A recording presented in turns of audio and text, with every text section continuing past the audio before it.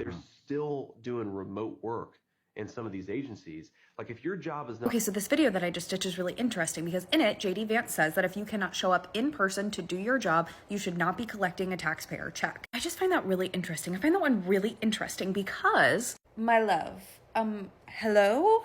And also here as well, it would appear that you're not really showing up in person to do your job, a job you were elected by the American people to do, a job that you collect a taxpayer check to do.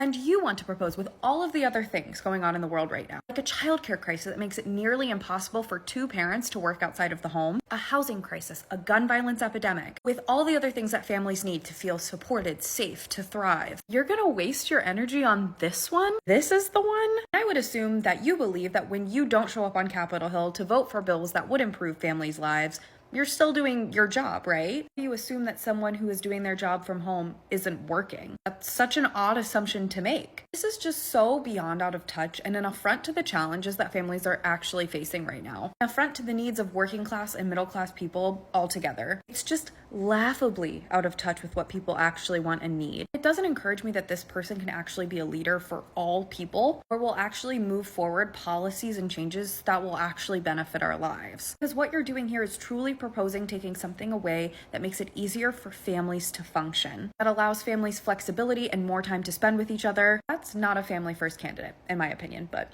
I don't know, that's just me.